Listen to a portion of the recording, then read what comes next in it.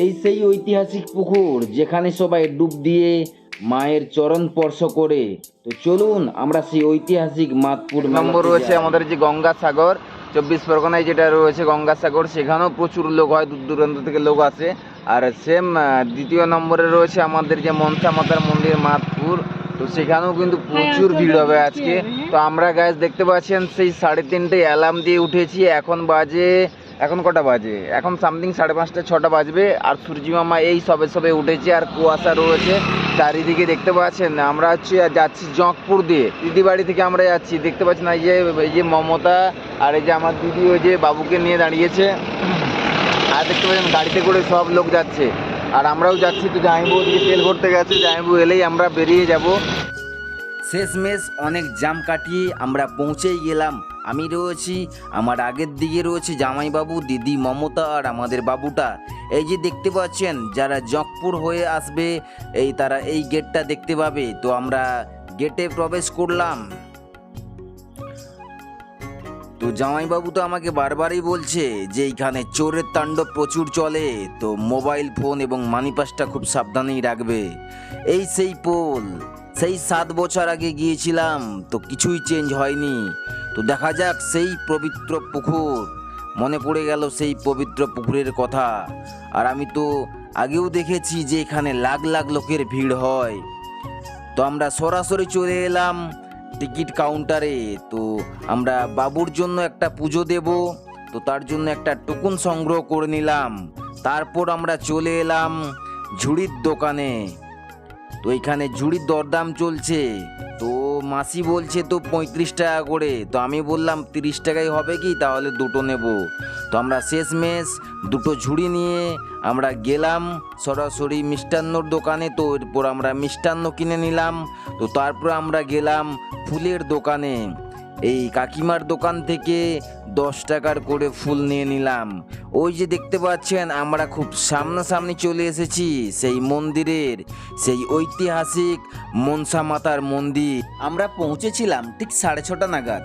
তো দেখি তখনই এত ভিড়, তার মানে আগের দিন থেকেই সব লোক এসে এখানে রাত্রেতে ছিল এবং সকাল সকাল তারা ঠিক লাইন দিয়ে দিয়েছে। তো তার জন্যই আমরা 6:30টার সময় এসেছি, তাতেই এত ভিড়। তাহলে বেলা যত বাড়ছে তাহলে তখন কি হয়েছিল। তো গাইস, যেটা বলে রাখি, তো আমরা কিন্তু বেশি ঘুরতে পারিনি। তো আমাদের অসুবিধার জন্য আমাদেরকে চলে যেতে হয়েছিল, জাস্ট পুজোটা দিয়েছিলাম। তো তারপরে কিন্তু আমরা চলে গেছিলাম। তো এরপর ভাবলাম আমি না সেই পুকুরের দিকে যাই, দেখি সেই পবিত্র পুকুর। সেই মনে পড়ে সেই 7 বছর আগে এসেছিলাম এই মনসা মাতার মন্দিরে। তো এই 7 বছর পরে আবার ফের এসেছি মায়ের টানে। তো আস্তে আস্তে করে এগিয়ে যাচ্ছি সেই পবিত্র পুকুরের দিকে। আর দেখতে পাচ্ছেন সবাই ডন্ডি কেটে ওই পুকুরে ডুব দিয়ে ডন্ডি কেটে যাচ্ছে মন্দিরের দিকে। তো দেখতে দেখতে আমি কিন্তু সেই ভিড় কাটিয়ে চলে এলাম সেই পবিত্র পুকুর। এই যে দেখতে পাচ্ছেন সেই পবিত্র পুকুর একবারে সামনাসামনি। ও মাই গড, আগে পুকুর তো এরকম ছিল না, এখন পুরো সম্পূর্ণ চেঞ্জ হয়ে গেছে। আগে এমনি ছিল, মানে এরকম কোনো পাকার ঘাট ছিল না, চারিদিকে বাঁধ দেওয়াও ছিল না, এমনি নর্মালি ছিল। 7 বছর পরে পুকুরটা এত চেঞ্জ হয়ে গেল। যাই হোক, সবই মায়ের কৃপায় হয়েছে। তো সবাই একসঙ্গে বলুন, জয় মা মনসা, জয় মা মনসা। সবাই একসাথে বলুন, জয় মা মনসা। লাখো লাখো লোক, যেখানে কিনা বাংলা, উড়িষ্যা, বিহার সব জায়গা থেকে লোক এখানে আসে পুজো দিতে। এখানে সবাই এই পুকুরে ডুব দিয়ে ডন্ডি কাটে, বট গাছে মানসিক বাঁধে। অনেক ছেলে হারা হয়ে যায় এখানে এসে এই পুকুরে স্নান করে মায়ের কাছে পুজো দিলে ঠিক তাদের সন্তান বাড়িতে ফিরে আসে। এতটাই এখানের মা জাগ্রত। তার জন্যই তো বলেছে বাংলার দ্বিতীয় বৃহত্তম মেলা এই মহিষা মাতপুর মনসা মাতার মেলা।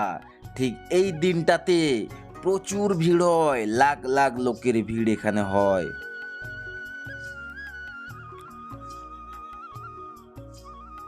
তো মমতারা লাইনে দাঁড়িয়েছে আর আমি ওদেরকে লাইনে দাঁড় করিয়ে যাই হোক একটু ঘুরে নিচ্ছি।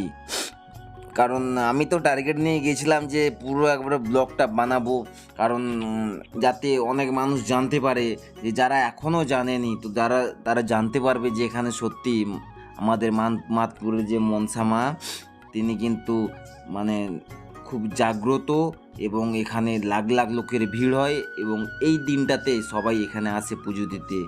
তো যাই হোক, তো দেখতে দেখতে আমি মেলার দিকেও একটু গেলাম, তো দেখলাম দুপাশেই মেলা বসেছে, হ্যাঁ, বিভিন্ন রকমের স্টল এখানে এসেছে, আর খাবার দোকান তো প্রচুর, মানে কি বলবো, এত খাবার দোকান, মানে শেষ নেই খাবার দোকান।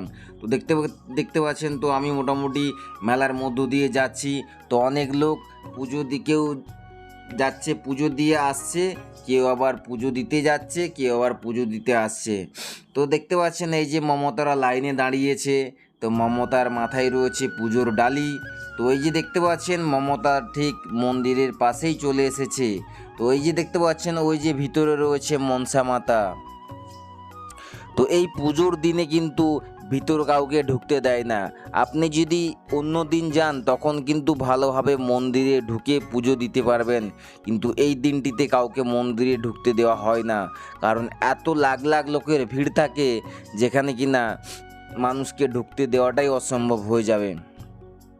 তো দেখতে দেখতে আমাদের পুজো হয়ে গেল, এরপর বাড়ি ফেরার পালা। তো জামাইবাবু আমাদের বাবুকে ধরে নিয়েছিল, তো অনেকক্ষণ পর বাবু তার মাকে দেখতে পেয়ে তো খুব আনন্দিত। তো আপনারা তো সরাসরি দেখতেই পাচ্ছেন। আর ওই যে আমার দিদি, আর ওই যে হচ্ছে আমার জামাইবাবু। তো যাই হোক, মা মনসার টানে এই বছর মায়ের চরণ স্পর্শ করতে পারলাম, তো খুবই ভালো লাগলো। তো এরপর ফেরার পালা। তো ফোন একটা জামাইবাবুর এসেছিল, তো সেটা দুঃসংবাদেই ছিল। তো আমরা এখন বাড়ি ফিরে যাচ্ছি। তো কেমন লাগলো ভিডিওটা অবশ্যই কমেন্ট করে জানাবেন। আর এই রকম ভিডিও পেতে আরও ভালো ভালো ভিডিও অবশ্যই আমি আপনাদের সাথে শেয়ার করব। তো আমি তো যেখানেই যাই সেখানেই ব্লগ বানাই, আপনাদের ভালোবাসা পাচ্ছি বলেই কিন্তু এইভাবে এগিয়ে যেতে পারছি।